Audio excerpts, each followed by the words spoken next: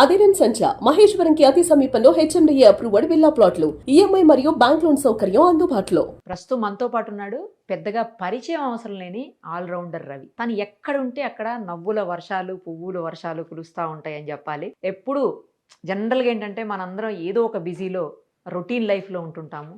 But తను ఒక్కసారి mimicry విన్నామంటే మాత్రం తను చేసేది కానీ తను ఒక్కసారి మిమిక్రీ చేసినా మనం అన్నీ మర్చిపోయి కాసేపు ఎంటర్టైన్ అయిపోతాము, నవ్వేసుకుంటాం అందరం. అదే దాంట్లో కాసేపు ఉండిపోతాం కూడా, బయటికి రాలేమంత తొందరగా. సో మనిషికి నవ్వు అన్ని విధాల మేలంటారు కదా, అందుకనే ఒకసారి రవిని పిలిచాం. రవి చేసే మిమిక్రీతో కాసేపు అందరం సరదాగా నవ్వేసుకుందాం. ఇది కేవలం ఎంటర్టైన్ చేయడానికి మాత్రమే తప్పించి ఎవరిని కించపరచాలని కానీ లేకపోతే ఎవరిని ఇబ్బంది పెట్టాలనే ఉద్దేశం అయితే లేదు. కేవలం కాసేపు నవ్వుల పువ్వులు పూయిద్దామని అంతే. మాట్లాడదాం రవితోటి. నమస్తే రవి. నమస్తే అక్క. నేను చెప్పింది కరెక్టే కదా? రవి ఎక్కడుంటే అక్కడ నవ్వులు వస్తాయి 100%. కాసేపు అయినా సరే. రైట్. ఎందుకంటే మనిషి ఇప్పుడున్న రొటీన్ లైఫ్ లో కాసేపు నవ్వుకోవాలన్నా సరదాగా గడపాలన్నా కూడా కుదిరే పరిస్థితులు లేవు. ఎవరు వర్క్ హడావుడిలో వాళ్ళు ఉంటున్నారు. అలాంటప్పుడు ఏంటంటే ఇలాంటివి చూడగానే సడన్ గా నవ్వు వస్తుంది. ఆ నవ్వుతో అన్ని మర్చిపోతాం కాసేపు. సో నువ్వు అందులో నీకు దేవుడు వరం ఇచ్చాడు. అందరినీ కాసేపు ఎంటర్టైన్ చేయగలిగే వరం, అందరినీ కాసేపు అన్ని మైమరిచిపోయి నవ్వే వరం. ఏజ్ తో సంబంధం లేకుండా నవ్వుతారు నువ్వు చేసే మిమిక్రీ తోటి. అది నిజంగా దేవుడు ఇచ్చిన వరమే, నేను ఇందాక అన్నట్టు. ఏం చేస్తున్నావు తమ్ముడు? కొత్తగా ఏం వెరైటీస్ చేసావు? కొంచెం ఒకసారి మా ప్రేక్షకుల కోసం, మా కోసం, అందరి కోసం ఒక్కసారి. ఏం లేదు, బేసిక్ ఏంటంటే ఈ న్యూ ఇయర్ సందర్భంగా కొత్త సంవత్సరంలోకి మనం అడుగు పెడుతున్నాం కాబట్టి అందరూ కూడా ఒక నూతన సంవత్సర శుభాకాంక్షలు తెలియజేస్తే ఎలా ఉంటుంది అనేది ఒక కాన్సెప్ట్. అండ్ తర్వాత చాలామంది ఈ న్యూ ఇయర్లో ఈ కొత్త సంవత్సరం ఒక హామీలు ఇస్తూ వాళ్ళ స్టైల్లో ఒక పద్యాలు చెప్తే ఎలా ఉంటుంది అనేది పొలిటీషియన్స్ ఒక కాన్సెప్ట్ తీసుకున్నాను. ఓకే. దాంతో పాటు ఇంకోటి కావాలి, ఈ ఎవరైతే ఏమంటారు కొంచెం డివోషనల్ ఉంటారు కదా, వాళ్ళ ఎన్ని కలిపి మిక్స్ చేసి ఒకటి చేయి. Only devotional. ఫస్ట్ డివోషనల్ గా స్టార్ట్ చేద్దాం. సరే, డివోషనల్ తో స్టార్ట్ చేద్దాం. ఇది సరదాగా ఏంటంటే కనుక మన ఆధ్యాత్మిక వ్యక్తులు వాళ్ళ ప్రవచనాల ద్వారా మన జీవితంలో ఎన్నో వినడం వల్ల ఎన్నో మార్పులు వస్తుంటాయి. వారందరూ కూడా వచ్చి మనకి ముందుగానే నూతన సంవత్సర శుభాకాంక్షలు తెలియజేస్తూ. అండ్ ఈరోజు నేను తీసుకున్న కాన్సెప్ట్ ఏంటంటే పుట్టినరోజు ప్రాముఖ్యత. మనిషి పుట్టడానికి, పుట్టిన తర్వాత పుట్టినరోజు ఎలా జరుపుకోవాలని ఒక చిన్న కాన్సెప్ట్ తీసుకున్నాను. ఇందులో బ్రహ్మశ్రీ చాగంటి కోటేశ్వరరావు గారు, గరికపాటి నరసింహరావు గారు, అలాగే చిరంజీవి స్వామి గారు, మీరు ముగ్గురు కూడా వచ్చి మాట్లాడితే ఎలా ఉంటుంది అనేది. ముందుగా చాగంటి గారు చెప్పారు పుట్టినరోజు యొక్క విశిష్టత గురించి. ఏమండి, నేను పుట్టినరోజు జరుపుకోను అనకూడదు, ఎందుకంటే పుట్టినరోజు తప్పకుండా ప్రతి మనిషి, తన జన్మించిన ప్రతి మనిషి కూడా కారణ జన్ముడు.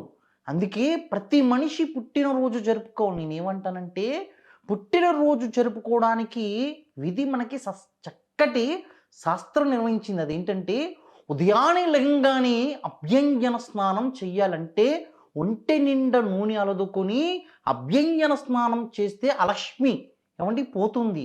తదుపరి ఏమండి ఒంటె నుండి నూనె రాసుకున్న తర్వాత జన్మనిచ్చినటువంటి తల్లిదండ్రులు ఆశీర్వాదం తీసుకొని ఏమండి ఇష్టదైవం కులదైవానికి ఏమండి నమస్కారం చేసుకోవాలి. తదుపరి ఈరోజు నీ పుట్టినరోజు సందర్భంగా 10 మందికి అన్నం లేని వారికి అన్నం పెట్టడం వల్ల నిజమైన వంటి పుట్టినరోజుకి ప్రాముఖ్యత అనేది ఉంటుంది. చాలామంది గురువుగారు నేను పుట్టినరోజు ఎలా జరుపుకోవాలని వచ్చి చాలామంది ఈరోజు నా దగ్గర సలహాలు తీసుకున్నారు, ఏమంటే అడుగుతూ ఉంటారు.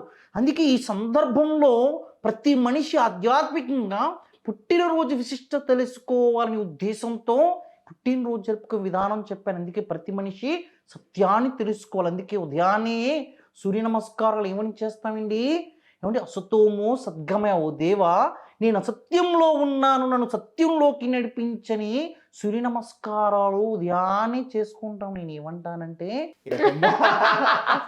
చాగంటి గారి సూపర్ అసలు.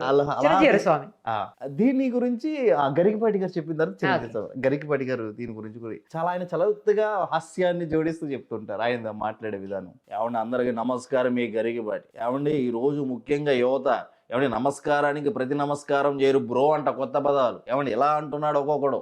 ఈ మధ్య చూస్తున్నావా అమ్మ ఇన్స్టాగ్రామ్లో రీల్స్, వాడు పుట్టినరోజు జరుపుకునే విధానం వాడికి తెలియదు, తల్లిదండ్రులు కూడా చెప్పట్లేదు.